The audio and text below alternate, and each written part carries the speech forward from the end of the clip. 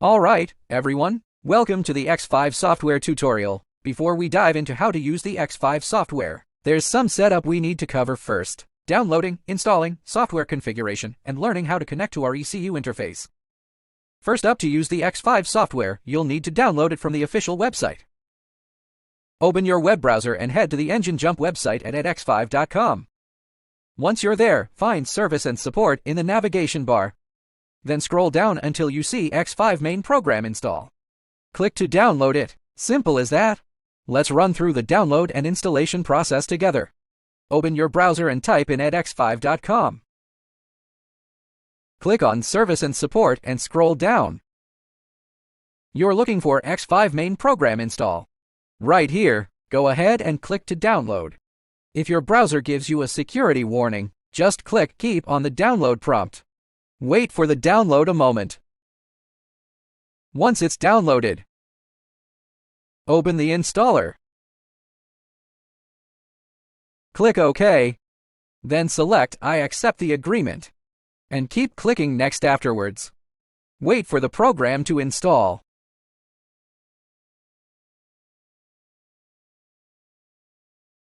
Once the installation is complete, you'll see two new icons on your desktop. One is the main X5 application, and the other is for your local data. In the last section, we installed the X5 software. Now, we're going to walk through the basic configuration. This will make using it much smoother. Step 1 is connecting your diagnostic tool. Hook it up to your computer with the USB cable.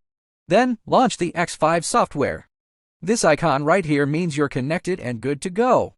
Step 2, software activation. A quick activation is required for first-time use. Just sign up with a username and password right here. Step 3, language setup. If the language on the display isn't your preferred one, you can switch it in this menu. Finally, let's check the software version. Make sure everything is updated to the latest version. This prevents features from becoming unavailable. Enough background, let's jump into the hands-on demo. Take out your USB cable. Plug one end into the side port of your diagnostic tool, and the other end into your computer's USB port. A beep sound confirms the connection. Now, open up the X5 software. Check the connection status. An icon like this indicates a successful connection. Next, click on Software Update and select Device Activation. For a new device, simply sign up with a username and password. Then, choose Language Settings. This is where you can change the system language.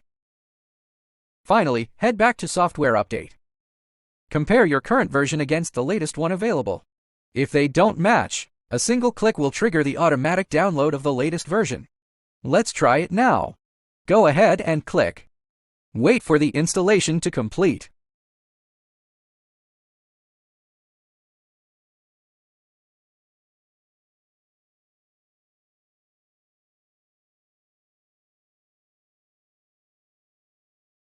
Once finished, your software will be updated to the latest version.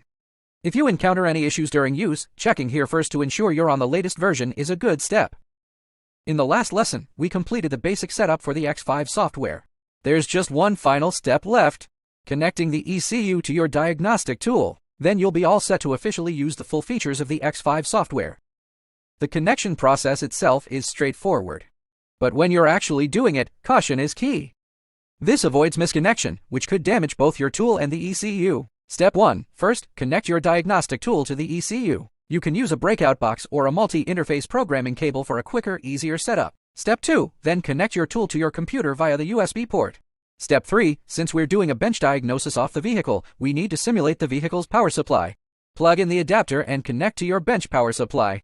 Final step, fire up the X5 software and check if the voltage readings are normal. Let's cut to the chase and practice connecting to an ECU. We'll use a Bosch 17C53 control unit for this demonstration. First, connect one end of the diagnostic main cable to the tool. Lock the connector. Then, take out the 4-in-1 programming cable and attach the K-plug. For bench mode, the A plug is required. Let's attach it. On the 4-in-1 cable, find the adapter head that matches our control unit model. Connect it to the diagnostic main cable. Finally, connect the bench power supply. It can be connected to the main cable or the box. However, for bench mode, it must be connected to the box. Connection is now complete. The USB cable is already plugged in. Now, let's open the X5 software and take a look. A reading around 12 volts or 24 volts is within the normal voltage range. If you run into issues later on, also check the OBD port voltage.